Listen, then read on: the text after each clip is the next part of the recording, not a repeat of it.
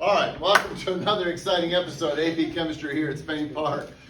Today is Monday, March the 4th, and if you're enjoying these exciting AP Chemistry videos, please feel free to subscribe to my channel and hit that like button. All right, so we're talking about equilibrium and how to calculate equilibrium, and we've gone through and looked at calculating the equilibrium constant from concentration data. We've looked at calculating equilibrium concentrations given the value of K, how to calculate Kc and Kp, but we were just talking about Q on Friday. What is Q? It's something that's not equilibrium.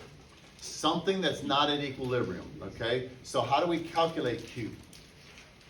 It's the same way. Same way. It's just that the concentrations aren't necessarily at equilibrium. They're at something other, usually an initial concentration. And the problem with Q problems is that they generally don't tell you that it's a Q problem. So if we look at, this is year 2022, and if we look at this problem, we kind of start, so here's my equilibrium. Now delta H is positive 90. So what does that mean about the reaction? It's endothermic. So where would heat go in the equation? On the left-hand side. Okay? Now, we haven't really talked about oxidation or reduction, but I know that here, hydrogen, when it's combined, what's the charge on hydrogen? Plus 1. What's the charge when it's in its natural state? 0. So if it went from plus 1 to 0, is it being oxidized or reduced? Reduced. Did the charge go up or down? So it got reduced. Okay? Gain of electrons is reduction. The charge went down. It went from plus 1 to 0. The charge was reduced. Okay? If the charge goes up, it got oxidized. The loss of electrons is oxidation. So I could say hydrogen atoms are reduced because the charge went from plus 1 to 0. And then here you have to draw the Lewis dot structure, and that's a weird one. We'll come back to that. Here is your delta H problems, and we've already gone through and done those. And then on Friday, we were just looking at how do we do our Kp for this. Okay? So what do I look at? First off, what's my Kp expression given this equation? Just in your notes, what would the Kp expression be for this? Pressure of CO. Okay, just go ahead and just write it, and then we'll talk about it. I'm going to give you, you should be able to write it in about 15 seconds. Kp.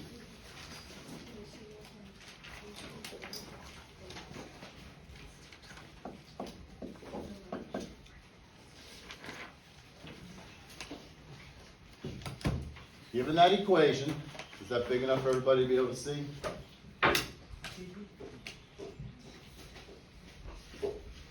They've moved everything around there. It's over there. We don't have this, right? You do not have this. This is 2022. This is just on the website.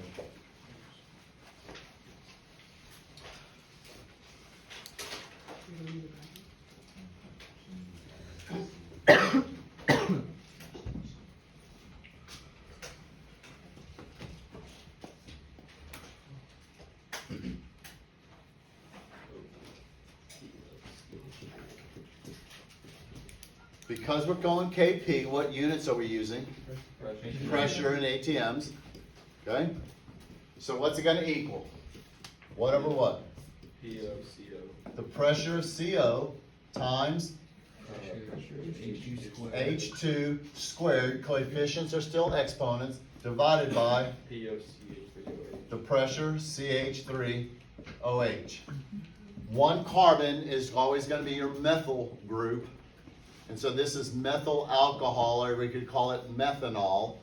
2 carbons is F, so if it's C2H5OH, it's ethanol. Okay? And we can just kind of go from there. So this is my Kp expression. So if I come there, then, and I say,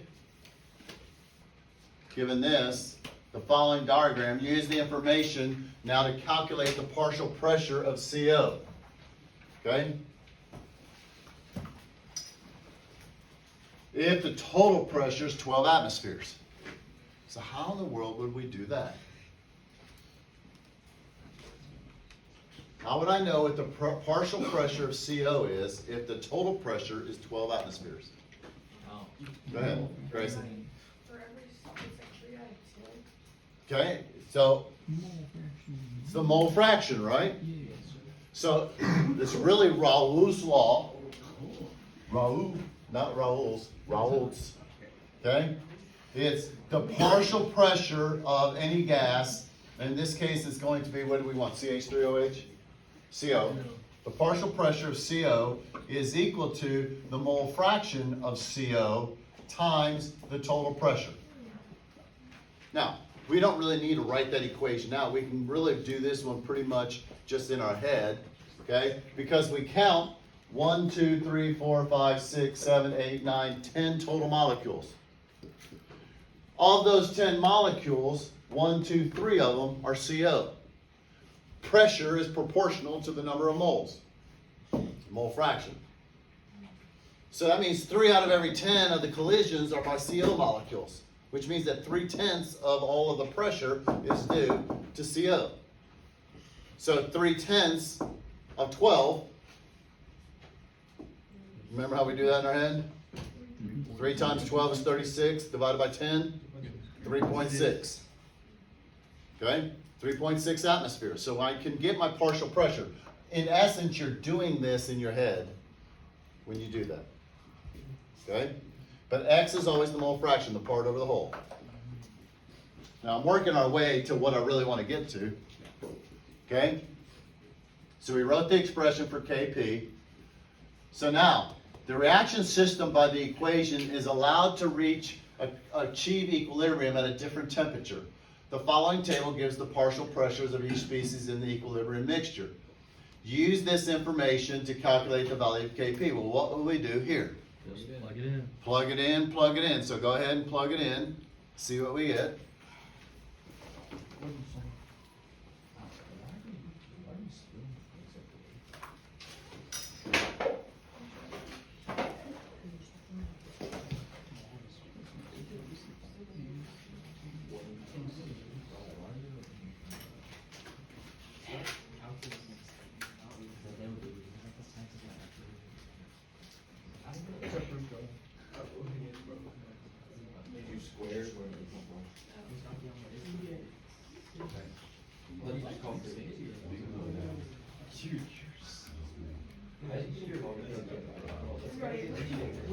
What'd you get? Yeah.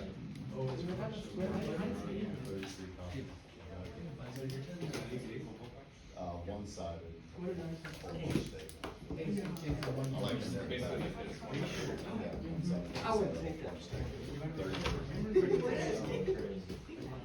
Okay, so we plug it in. The pressure of the CO is 4.2 times the pressure of the hydrogen, 8.4, but what do we have to do to it? Square it, divided by 2.7, which is this here. And it's just 2.7, so this all turns out to equal 110 atmospheres. how much? 106. 110. Okay, well how many sig figs should I have? 2. So what's a 2 sig figs? What is it? 110. 110. Okay, now technically it would be atmosphere squared, but we don't worry about units with Kp. Now this is, so all of this, so now we have our Kp at this given temperature. Now again, why do they have to mention temperature? Temperature changes Kp. It's the only thing that changes Kp. We could change these concentrations here, okay, at equilibrium and still get the Kp if it's the same temperature. So now this is what we're going to do now here on G. Well, we're going to get to G, H. The volume of the container is rapidly doubled with no change in temperature. What's the significance of no change in temperature? That means it's the same K. All right?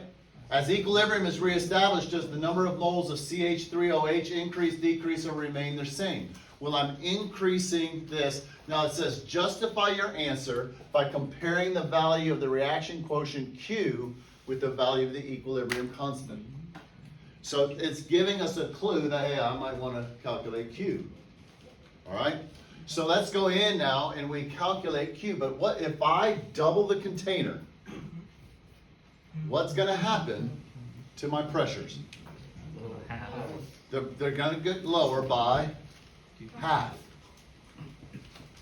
Pressure and volume, they're inversely proportional. As you increase the volume, the pressures decrease, but it's P1, V1, they're directly or inversely proportional. As one goes up, the other one goes down by the same amount. So we just plug in. So what are our new pressures going to be? So now Q. What's Q going to equal? What do I plug in? So I plug in 2.1 times 4.2 still squared divided by, oh, tougher math there on that one with having to do 7.5. So it's 1.35. So somebody get me that answer. Quarter of kg. How much? It's a quarter of kg. Which is 228. 228? Yeah, just 28. 28? Yeah, just 20. Big 28? Is that what we're getting? I got 27.44. 27.44? Okay? So yeah, 27. It's moot whether it's 27 or 28. You're going to get the same answer. But let's just say it's 27. So what does that mean about Q compared to K? Q is less than K. So what does that mean? Well, in my equation, CH3OH going to, what does it go to? It goes to CO plus 2 H2s. Okay? If Q is less than K, K is, I need Q to get bigger. So what do I need? More product. I need more product, correct? I need the numerator to get bigger, and I need the denominator to get smaller. So it's going to be pushed to the right. So now come back. What's the question asking for? How does the number of moles of CH3OH? Does it increase, decrease, or remain the same? Since I'm going to the right, what's going to happen to the number of moles of this? It's going to decrease. All right? Q versus K. Now, you can do it in terms of when you go and you look at the answers online, you know, they put a 1/2 squared and 1/2. So it's really going to be 1/4 of 110. Okay, because it's going to be 1/2 times 1/2 squared divided by 1/2. Right? Because you're going to really put a 1/2, 1/2, 1/2. So it's going to be, these 1/2s are going to cancel out. So it's going to be 1/2 squared, which is 1/4. So it's going to be 1/4 of 110. But I think it's easier just to plug it in and do it this way. Everything's halves. Now let's talk about it in terms of Le Chatelier's principle though. Okay? What does Le Chatelier's principle say in terms of the direction the equilibrium is going to shift if I increase the volume? To the side with more moles of gas, right? So it's going to go to the right. Now you cannot answer this question like that though. Why? Because it specifically says comparing the values of Q and K. They may have asked according to Le Chatelier's principle, explain, is it going to go up? Well, it's going to shift right because it's going to favor the side with more moles of gas. But it favors the side with more moles of gas because if you increase the volume, the pressures decrease, Q gets smaller, so it has to increase the number of moles of gas to get Q bigger. So we end up getting it pushing to the right, assuming that that's the direction with more moles of gas. Can that happen if the other side doesn't have more moles of gas? Well, if it didn't have, if it went it would go the other way, and then the values of Q and K would work out differently. Okay, Q and K is always going to work out to push it in the correct direction. All right, but notice this one. Luckily, they gave you the clue that hey, I might want to calculate Q. And you just put that in there to where you can find it. Now we're going to look at Q when we go into this next section. So Q is strictly, you go ahead. Q is strictly not at equilibrium. It tells us the direction the equilibrium is going to go to, the reaction is going to go to get to equilibrium. Okay?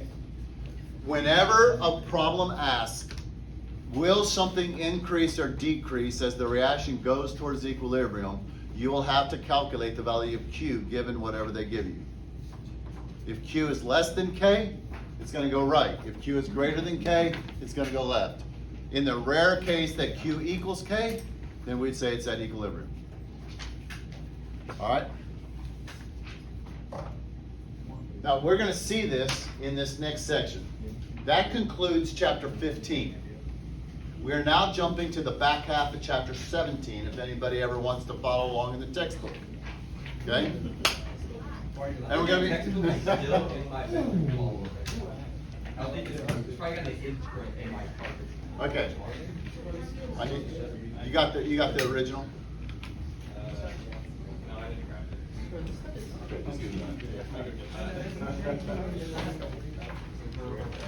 All right.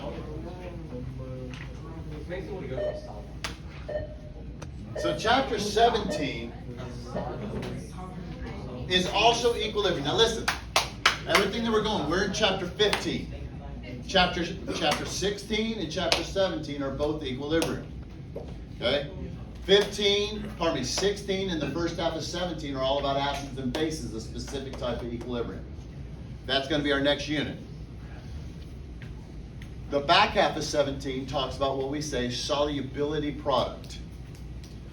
And, yes sir?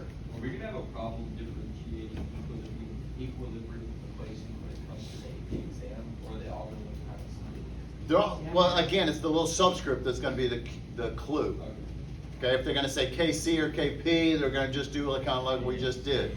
If it says KA or KB, it's going to be an acid or a base.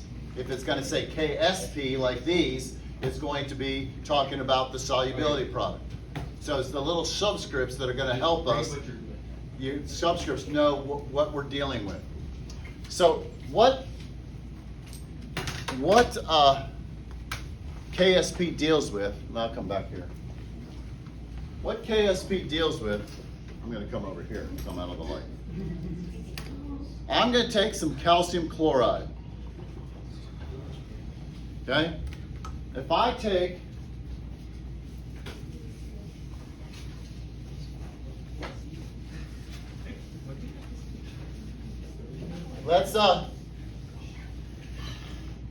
let's refresh here. Calcium chloride, and obviously that's aqueous. And I'm going to mix with it some silver nitrate. And it too will be aqueous. What's that going to make? Silver chloride, calcium. Okay, so I'm going to go calcium nitrate. What's the charge on calcium? 2 plus. What's the charge on nitrate? NO3 minus. So what's the formula? Plus Ag is what charge? Plus 1. Now listen, you do not have that. You don't have a periodic table with the charges on it, but silver is always plus 1. These three right here only have one possible oxidation state. It's good to kind of know those. Now listen, family 11, it's plus 1. Family 12 is plus 2. Family 11 is plus 1. Family 12 is plus 2. So silver is plus 1. What's chloride? Cl minus 1. So what's the formula? Just AgCl. So now we need to balance it. How do I balance it? I need it right there. I need a 2. I'm assuming right there is right there. And I need a 2 there.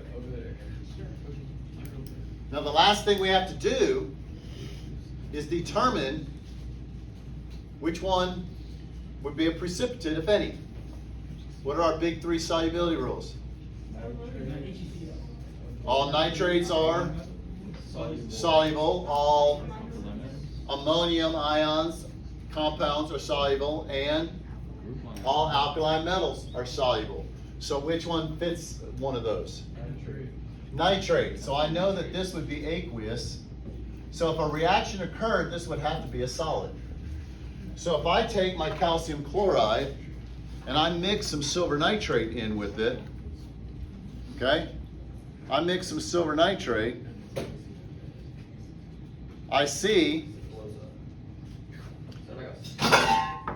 every day somebody's gonna drop one. Okay? Every day somebody, not you, somebody. So you can see it goes cloudy. What does that mean? A precipitate, okay, your focus, a precipitate is forming. Okay? Now we want to know in solubility product, what's the maximum amount of things that can combine? Now, in order to really do that, we have to look at this total and net ionic equation. So what two ion, what's this going to break up on? What would be my total here? Ca Ca2 plus and 2Cl minus. plus 2 Cl minuses. Because again, it's Ca2 plus Cl minus Cl minus. If I was to write this, what is that going to imply? These two negative things are bonded together. Even if you put a -2, are two negative things going to chemically combine? No. No. Instead, they're going to break and they're going to get surrounded by waters. This gets surrounded by a water. And this gets surrounded by water. So we're going to get 2 Cl minuses. Mr. Hobbs, chlorine's diatomic. When is it diatomic? When it's a gas, a neutral gas. Okay? Not when it's in water. So it's going to be aqueous. What's this going to dissociate into? Ag and Ag. 2Ag. And since these are ionic equations, what do they dissolve as? Which are defined as charged particles. So I don't write just Ag. Because silver metal does not dissolve in water. Otherwise, your jewelry would dissolve when you washed your hands. Okay? Silver does not. But the silver ion is soluble in water. And how many nitrates am I going to get? 1, 2. Try again. The 2 is going to distribute. 2 NO3 minuses. What about calcium nitrate? Ca2 plus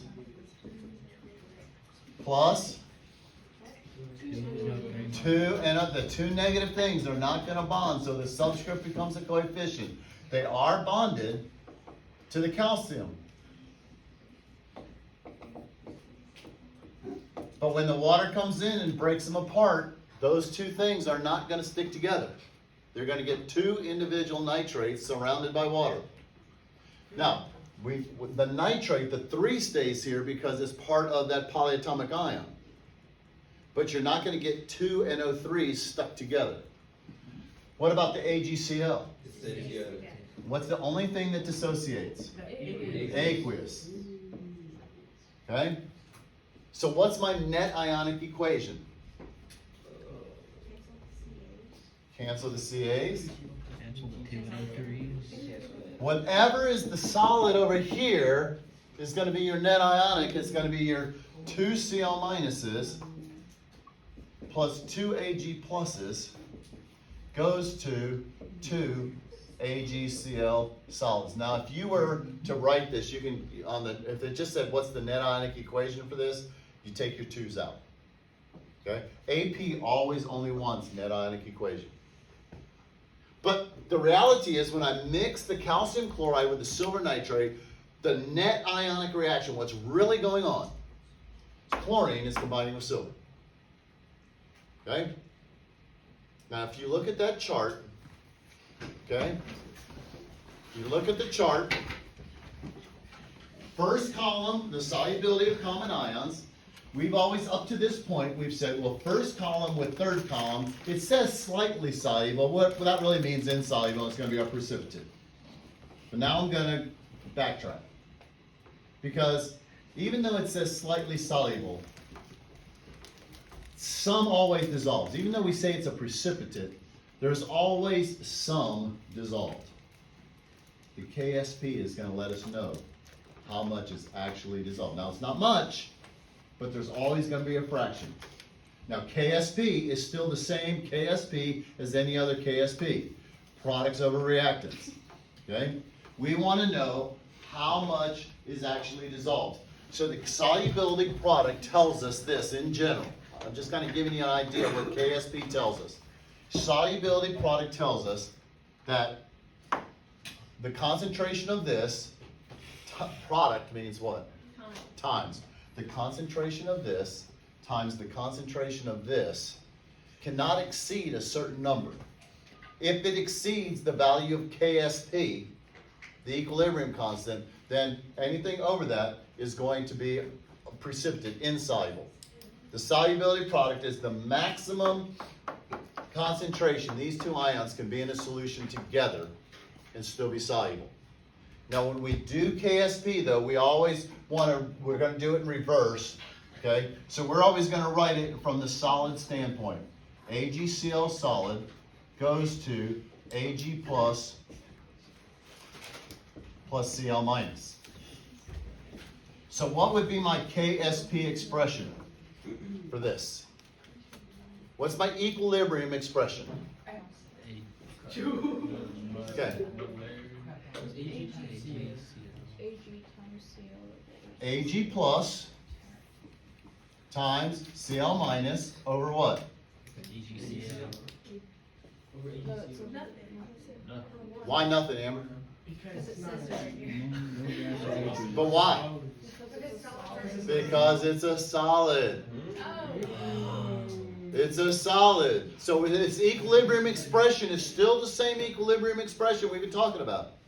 It's just now this is a solid, so we're only going to be talking about these two things that are actually dissolved. Why does it flip? It can go either way. When we do KSP, we always just do it from how much will actually dissolve. We're talking about the solubility product. How much of the silver chloride will actually dissolve? In the KSP, do you have to have the charges? Like, if you don't have the charges, are they going to count off for it? Probably not, but I mean, if they want you to write the equation for the dissolution of silver chloride in water, you got to write the ions. Yeah. Okay, but in the equation here, when you're doing that, no, they just want to see work. They're going to look for the final answer. So, what we want to find out is how much can actually dissolve. And we're going to kind of go both ways, just like we did on the previous problems. There's actually going to be, there's 5 types of these types of problems, but they've taken some of them off of the actual AP exam, so we're really just going to focus on 3 of them and kind of go from there. And the 3 most common. Okay, so that's just kind of the whole concept of KSP. How much actually dissolves? So let's talk about doing problems with it. And we're going to kind of go back and forth. We're going to be given concentration and have to find KSP. We're going to be given KSP and have to find concentration.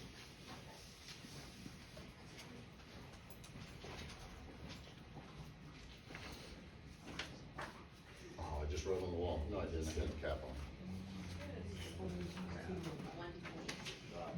So first off, if we just look at the KSP table, did yours come out to where you can read it? So, Yes. Okay? Now, these are your KSP values. Now notice once again, they're giving a temperature. Because obviously solubility changes with temperature, but we're always just going to assume 25 degrees. What do you think it means as the number is getting smaller, given how you calculate KSP? Products over reactants. More reactant. Less. Okay? The smaller it gets, More reactant. more reactants, the less that actually dissolves. It's products over reactants. Now there are no reactants in it, so it's just products. So the smaller the number, the fewer products there are, which means the less that dissolves. So we can predict the solubilities. You know, look, 10 to the minus 49th. Not very soluble. I mean, there's gonna be some dissolved, but when we say slightly soluble, That's like about as slightly as you. that about as slightly as you can get, that's exactly right, okay?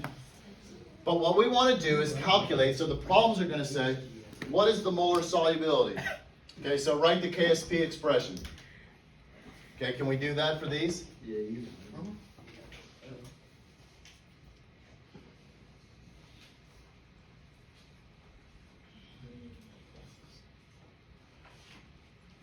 Notice they're always gonna go from the solid to the dissolved.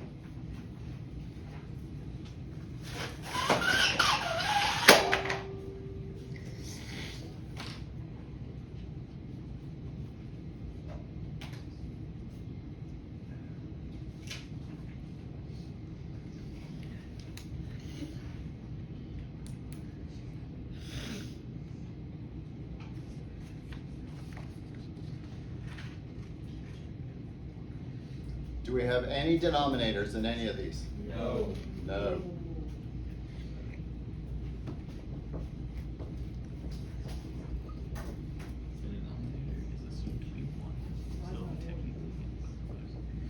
What do I need to do to F minus? Square it. Square it.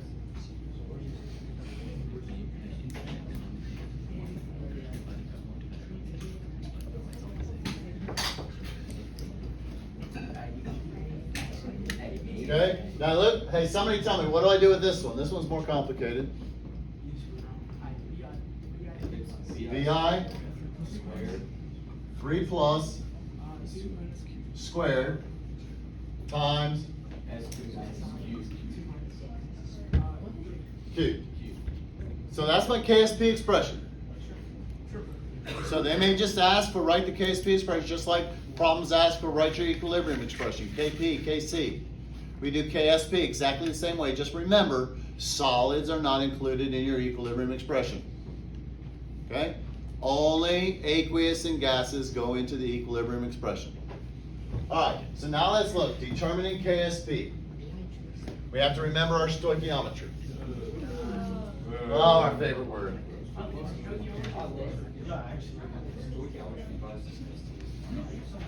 All right. Lead chloride dissolves to a slight extent in water according to this. Now, so this technically would be aqueous, aqueous. Okay? If the KSP of lead ion is found to be this, so this is the KSP. Okay? If lead's concentration is X, then chloride's concentration is 2X. Okay? So, I'm sorry, I did that wrong. I read it wrong. The lead ion concentration, not KSP, the lead ion concentration, this is found to be 1.62 times 10 to the minus 2 molar, sorry. Okay? So if lead, when this dissolves, if this turns out to be this, what must this one be? Two of them, right? So it's going to be 1.62 and 3.24. This is your KSP. You're given molar solubility. You're given how much dissolves. And you just have to look at, what your coefficients are of which one they give you.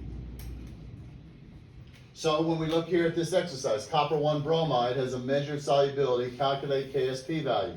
Well, copper 1 bromide, first off, everybody has this. This is all written. What's the formula of copper 1 bromide? What's the 1, tell me? It's the charge. The charge is +1. What's the charge on bromide? -1. So what's the formula?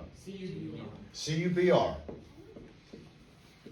Has a solubility, so that means we're going from a solid, and it's going to decompose into, or dissociate into, Cu, not 2 plus, but Cu plus Br minus.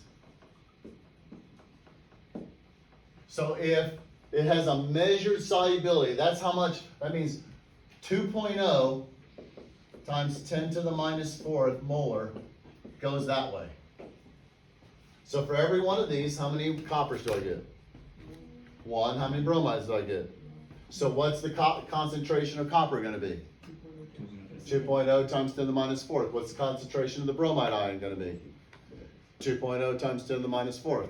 So KSP is strictly going to be 2.0 times 10 to the minus fourth times 2 squared, but times 10 to the minus fourth. Square.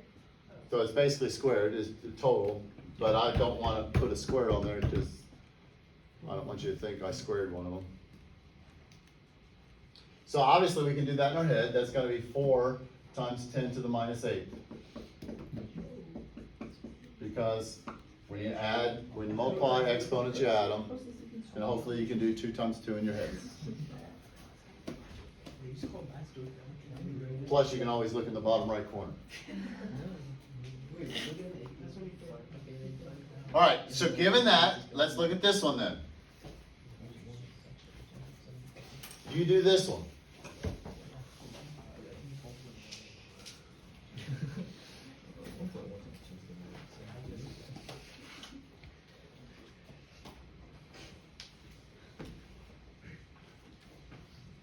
See if we can do it in 2 minutes.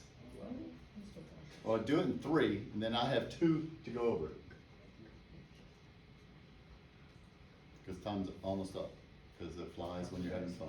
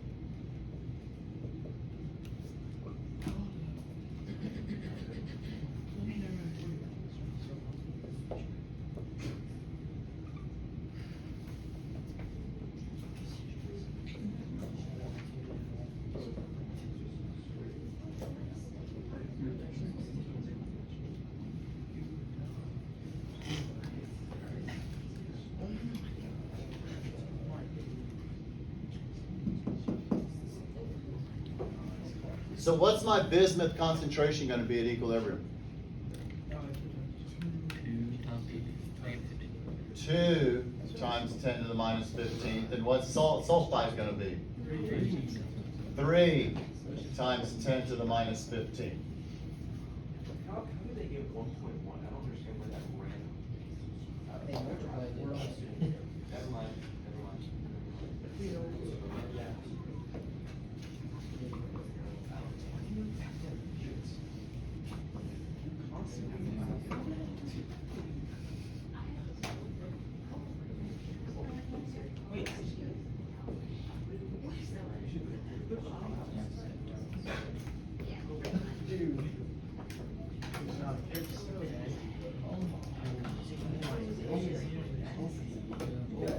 I bet that that comes out to